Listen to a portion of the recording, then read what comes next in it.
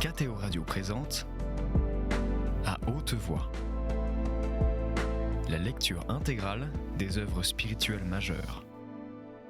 Aujourd'hui, Thérèse d'Avila, Le Château de l'âme.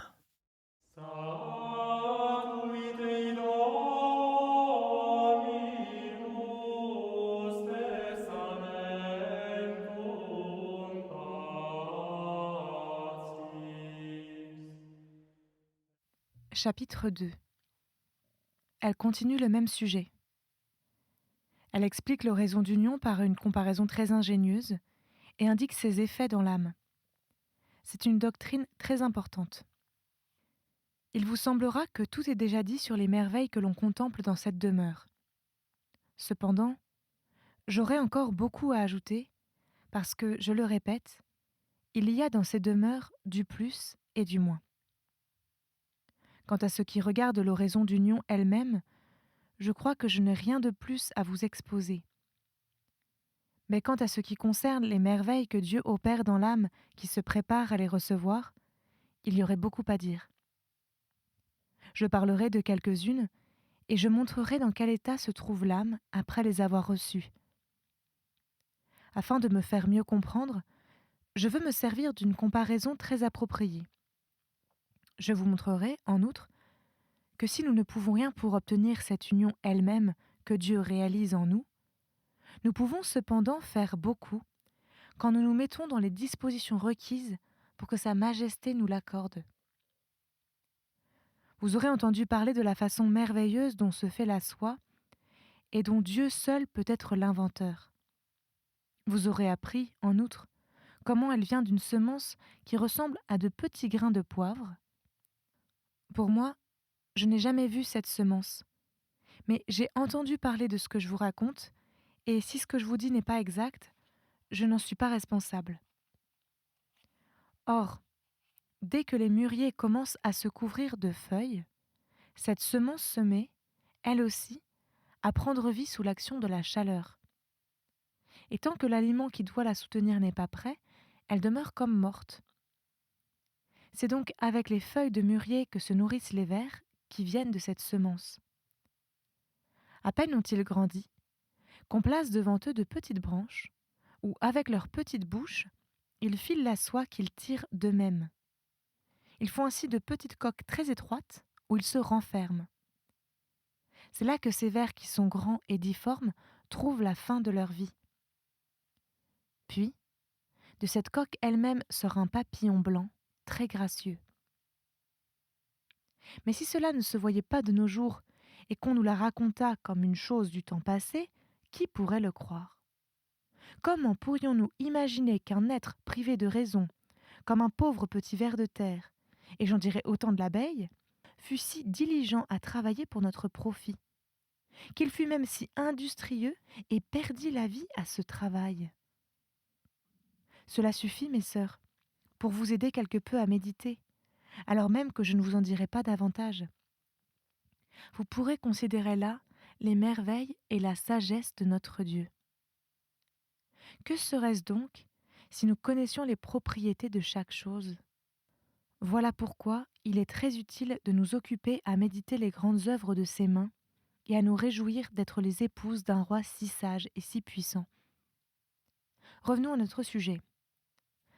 L'âme, représentée par ce ver de terre, commence à vivre quand, à l'aide de la chaleur de l'Esprit Saint, elle commence à profiter du secours général que Dieu nous accorde à tous et à user des remèdes qu'il a confiés à l'Église, comme la confession fréquente, la lecture des bons livres, les sermons.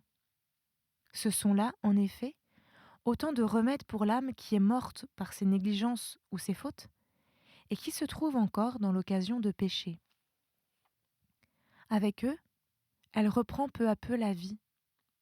Elle se soutient par les moyens que je viens de dire et les bonnes méditations. Enfin, elle a grandi, et c'est l'état où je la considère sans me préoccuper de son état précédent.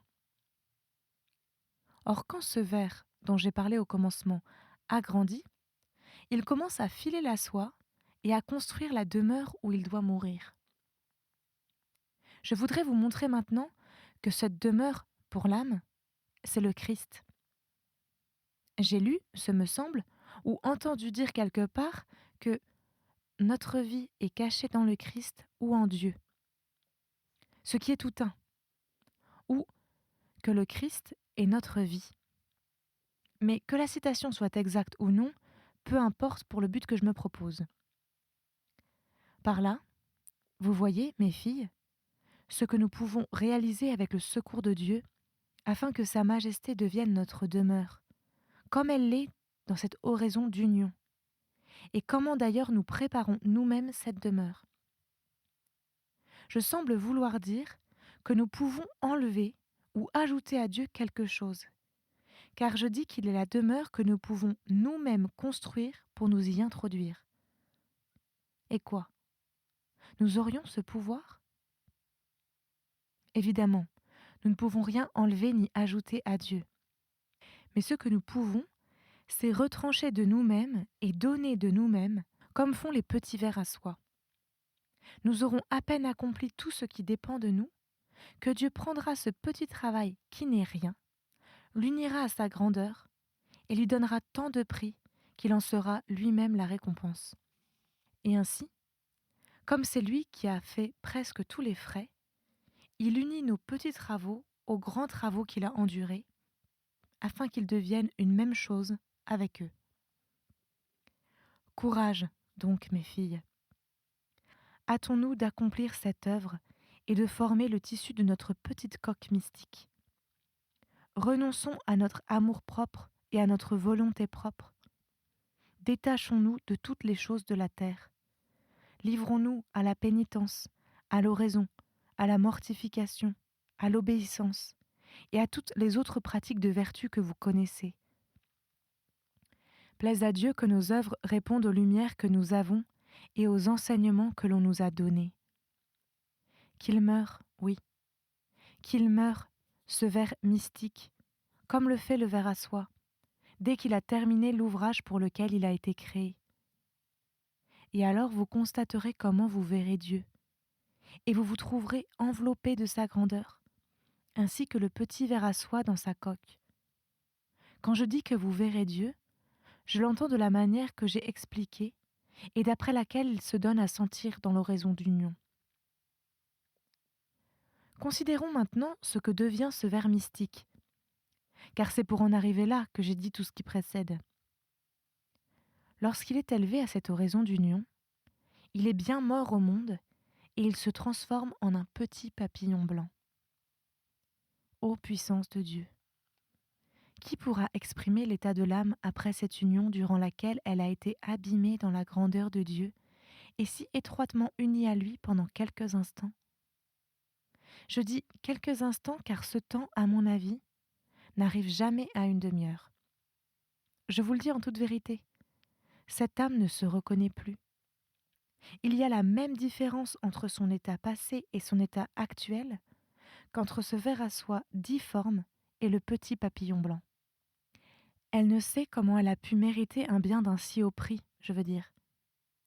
Elle ne sait d'où il a pu lui venir. Ce qu'elle sait très bien, c'est qu'elle ne l'a point mérité.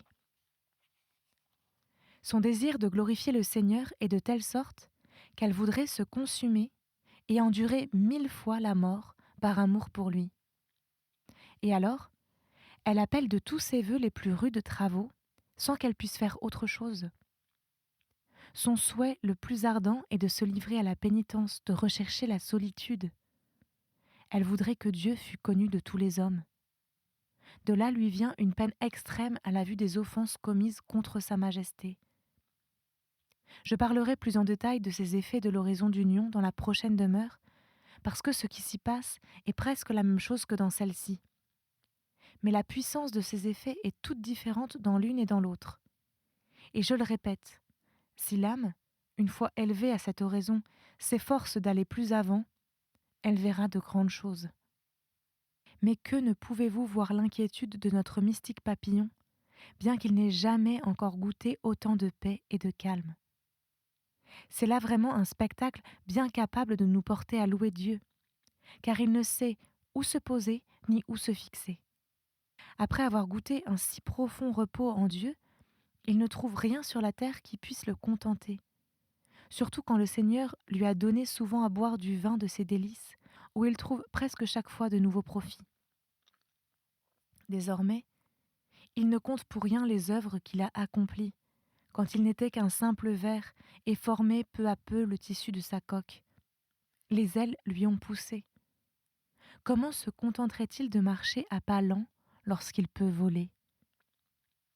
Il regarde comme peu de choses tout ce qu'il peut faire pour Dieu, tant ses désirs de le glorifier sont intenses. Il ne s'étonne plus de tout ce qu'ont enduré les saints. Il comprend, en effet, par sa propre expérience, comment le Seigneur aide et transforme l'âme. Cette âme ne semble plus la même. Sa physionomie est tout autre. De faible qu'elle était pour se livrer aux austérités, elle est devenue forte pour les accomplir. Son attachement aux parents, aux amis, au bien de ce monde ne pouvait être vaincu ni par ses efforts, ni par ses résolutions, ni par sa volonté. Elle se sentait toujours plus enchaînée. Maintenant, elle est tellement libre que c'est même une peine pour elle d'être obligée d'accomplir ce qu'elle doit pour ne point offenser Dieu. Tout la fatigue, parce qu'elle sait que le véritable repos ne saurait lui venir des créatures. Il semble que je m'étends beaucoup sur ce point, mais je pourrais en dire bien plus encore. Une âme qui aura reçu de Dieu cette faveur de l'union trouvera même que j'en dis peu.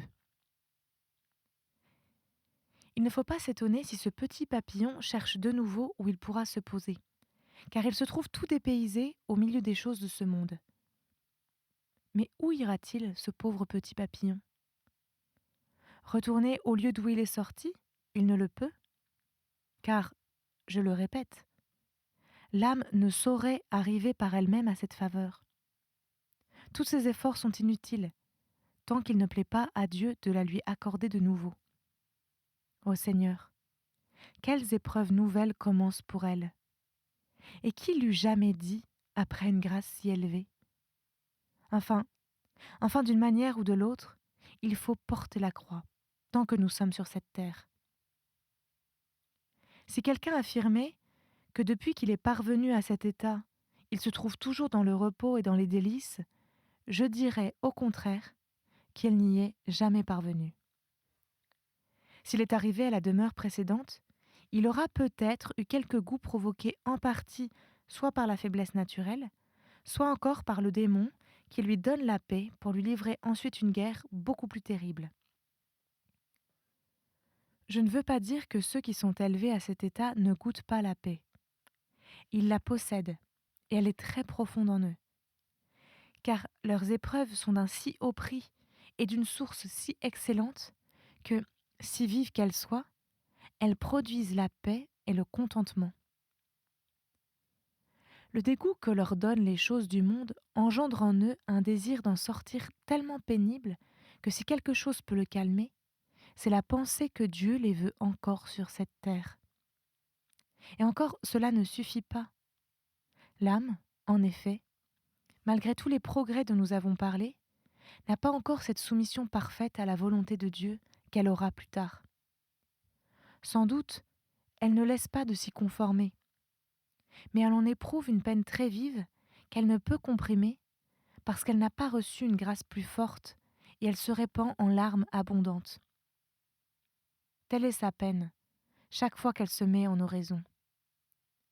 Peut-être ce chagrin provient-il en partie de la douleur qui lui est causée quand elle voit combien Dieu est offensé et peu honoré en ce monde, et comme aussi combien sont nombreux les hérétiques et les morts qui se damnent.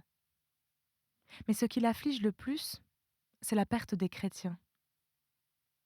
Sans doute, elle sait que la miséricorde de Dieu est sans bornes, et que ces infortunés peuvent, malgré tous les désordres de leur vie, se convertir et faire leur salut. Mais elle craint qu'ils ne se damnent en grand nombre. Ô puissance de Dieu, il n'y a que peu d'années, et peut-être que peu de jours, cette âme ne songeait qu'à elle-même. Qui donc lui a donné une sollicitude si pleine d'angoisse? Car voudrions-nous, durant plusieurs années, considérer un sujet si digne de compassion que nous ne pourrions pas ressentir le chagrin qui l'opprime? Mais quoi donc, me dira-t-on. Si je m'exerce durant de longs jours et des années à considérer la gravité du mal qu'il y a à offenser Dieu, si je songe que ceux qui se damnent sont ses enfants et mes frères, si je médite sur les dangers au milieu desquels nous vivons, et sur le bonheur qu'il y aurait pour nous à quitter cette misérable vie, est-ce que je ne pourrais pas me procurer de pareils sentiments? Non, mes filles, non. La peine qu'éprouve l'âme, après avoir été élevée à l'horizon d'union, est toute différente de celle que nous nous procurons par ces considérations. Cette dernière, nous pourrions bien la voir, avec l'aide de Dieu et de longues méditations, mais elle n'arrive pas jusqu'au fond des entrailles. Celle-là, au contraire, semble hacher l'âme et la moudre, sans qu'elle le recherche, et même parfois sans qu'elle le désire. Mais qu'est-ce donc que cette souffrance? D'où vient-elle? Je vais vous le dire. N'avez-vous pas entendu ce que je vous ai dit déjà plus haut de l'épouse des Cantiques en parlant d'un autre sujet? Dieu l'a placée dans le cellier du vin et il a réglé en elle la charité. Voilà l'explication des souffrances de l'âme. Elle a fait l'abandon complet d'elle-même entre les mains de Dieu, et l'amour qu'elle lui porte la rend tellement soumise qu'elle ne sait et ne veut rien, si ce n'est qu'il dispose d'elle à son gré. Une telle faveur, à mon avis, il ne l'accordera jamais qu'à l'âme qu'il regarde déjà comme sienne. Il veut que, sans qu'elle sache comment, elle sorte de l'union marquée de son sceau. Car en vérité, l'âme en cet état est absolument comme une cire sur laquelle on imprime le sceau. Ce n'est pas la cire qui se l'imprime elle-même, elle est seulement disposée à le recevoir. Elle est molle. Et encore, ce n'est pas elle qui s'amollit de la sorte. Elle est dans le repos et reçoit l'impression sans résistance. Ô bonté de Dieu, tout doit se faire à vos frais. Vous ne demandez qu'une chose, c'est-à-dire que notre volonté consente et que notre âme, représentée par la cire, ne vous oppose pas le plus petit obstacle.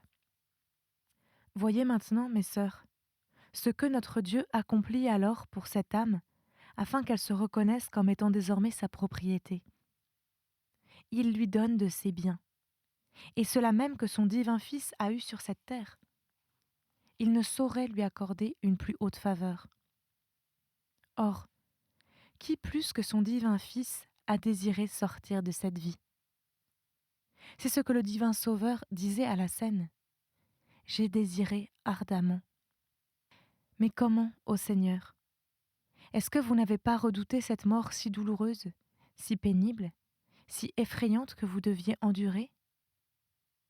Non, répond-il, parce que l'amour immense que j'éprouve pour les âmes et le désir que j'ai de leur salut surpassent incomparablement toutes ces souffrances.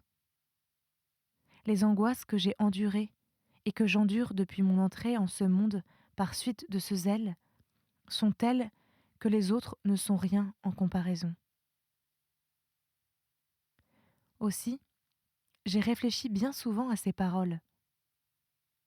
Je sais le tourment qu'a enduré et endure une âme que je connais à la vue des offenses faites à notre Seigneur.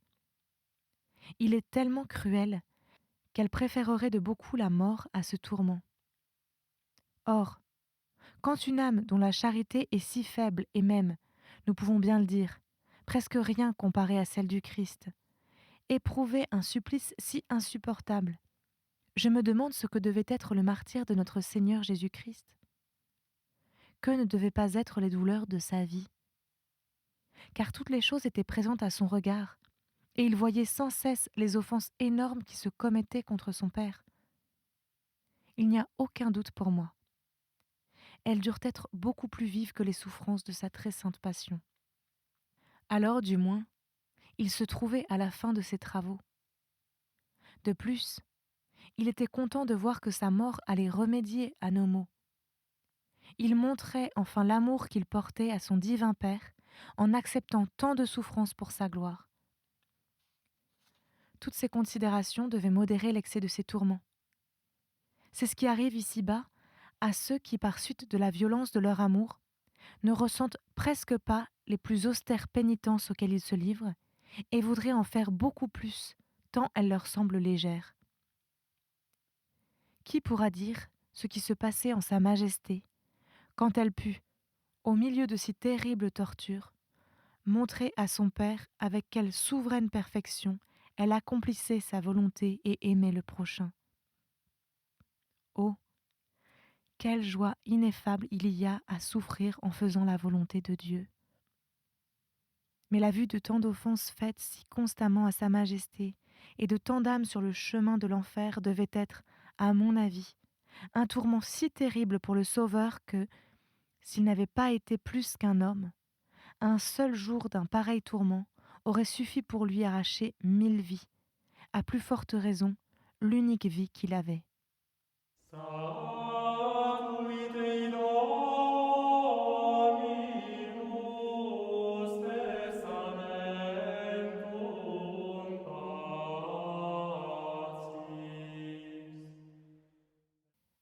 Chapitre 3. Elle continue le même sujet. Elle parle d'une autre sorte d'union à laquelle l'âme peut arriver avec la grâce de Dieu et de l'importance de l'amour du prochain pour atteindre ce but. Cette doctrine est très utile. Revenons à notre petite colombe, c'est-à-dire à l'âme, et considérons quelques-unes des faveurs que Dieu lui accorde en cet état. Je suppose toujours qu'elle doit travailler à se perfectionner dans le service de notre Seigneur et la connaissance d'elle-même. Si, en effet, elle se contente de recevoir la faveur de l'union, et que, la considérant comme assurée pour l'avenir, elle vient à se négliger et à se fourvoyer dans le chemin du ciel, c'est-à-dire dans l'accomplissement de la loi divine, elle subira le sort réservé au papillon qui naît du ver à soie et qui, après avoir laissé une semence d'où naîtront d'autres papillons, demeure lui-même mort pour jamais. J'ai dit qu'il laisse une semence. Ainsi en est-il de l'âme. Je suis persuadée, en effet, que Dieu ne veut pas qu'une faveur aussi haute que celle de l'union soit donnée en vain, et que, si elle ne sert à l'âme qui en est l'objet, d'autres moins puissent en profiter. Durant le temps qu'elle persévère dans le bien et possède les désirs et les vertus dont j'ai parlé, elle est toujours utile aux autres et leur communique le feu divin qui la consume. Mais alors même qu'elle ait déjà perdu ses biens, il lui arrive de conserver encore le désir d'être utile au prochain. Elle est également heureuse de faire connaître les grâces que Dieu prodigue à ceux qui l'aiment et qui le servent. J'ai connu une personne de cette sorte. Bien que très infidèle dans le service de Dieu, elle était cependant très contente d'être utile aux autres en les faisant profiter des grâces qu'elle avait reçues et en montrant le chemin de l'oraison à ceux qui ne le connaissaient pas. De la sorte, elle fit beaucoup de bien. Oui, beaucoup. Dès lors, le Seigneur lui a donné de nouveau sa lumière. À la vérité, elle n'avait pas encore connu les admirables effets de l'oraison d'union dont j'ai parlé. Mais combien ne doit-il pas y en avoir qui reçoivent des communications de notre Seigneur, qui sont appelés à l'apostolat comme Judas, ou à la royauté comme Saül, et qui ensuite se perdent par leur faute. Cela nous montre, mes sœurs, que, si nous voulons nous préserver d'un tel malheur et gagner toujours de nouveaux mérites, le moyen sûr est de se tenir dans l'obéissance et de ne point s'écarter de la loi de Dieu. Cette réflexion s'adresse non seulement à ceux qui reçoivent ces hautes faveurs, mais encore à tout le monde. C'était À Haute Voix, une émission de KTO Radio. Aujourd'hui, Thérèse d'Avila, Le Château de l'Âme. Lecture, Marie Rambaud.